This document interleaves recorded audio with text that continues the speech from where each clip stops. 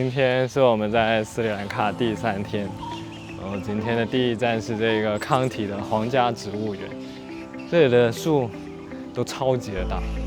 康体的皇家植物园号称是亚洲最大的植物园，始建于1371年，曾经是康体国王的御花园。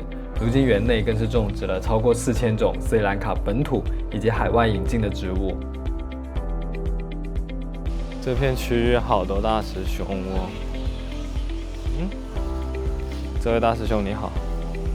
这里还非常多蝙蝠，这白天都在行动的蝙蝠，打破了这个对蝙蝠的刻板印象。有一说一，这个植物园还是挺适合周末来闲逛的，但是这个价格，外国人要差不多100人民币一个人，就还是有点不太值。结束皇家植物园的行程，我们便驱车前往卢瓦勒艾丽耶，参观这里的茶厂，品尝期待已久的锡兰红茶。到茶园里的参观是免费的，会有茶厂的工作人员带领，并讲解茶叶的制作过程。试一下这里的茶和小蛋糕，干杯！还挺好喝的。身后就是斯里兰卡的粉红邮局，但是看着比较像红色，也是一个有点平平无奇的景点了。现在来到粉红邮局。在这里可以寄明信片，在这里贴好邮票，放进去，放到这个邮箱就可以寄出去了。斯里兰卡的亮点可能就它的酒店都还可以，价格也不是很贵。今天斯里兰卡的第4天，然后来坐这个茶园小火车，然后这里的票价如果是外国人的话是比本地人贵很多的，不知道值不值这个价钱呢？高山茶园火车是斯里兰卡最具标志性的旅行体验之一。我们乘坐的路线是从卢瓦勒艾丽耶到埃勒，这段路程被孤独星球誉为世界最美火车线之一，途经峡谷、瀑布、原始丛林和层叠的茶园，其中还有一节开放车厢，可以边听音乐边欣赏沿途的风景。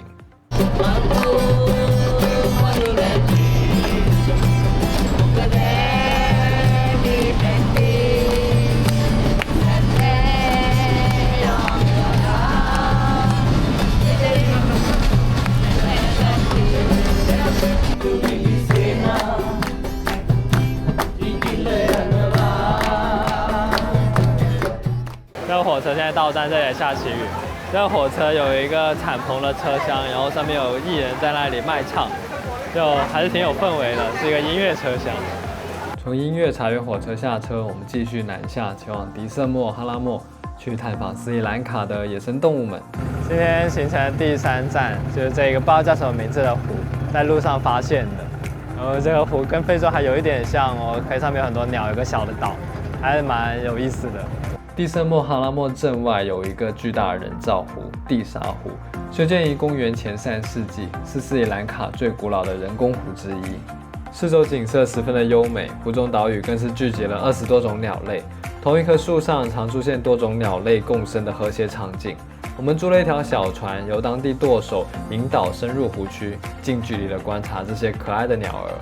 Baby duck, it's so cute. 船家在旁边的一个花丛里被我们摘的一束花，还挺好看的。这个小湖还是挺意外、挺惊喜的，上面有很多各种各样的鸟，而且这个湖也很大，感觉比在非洲玩的那个湖要大很多。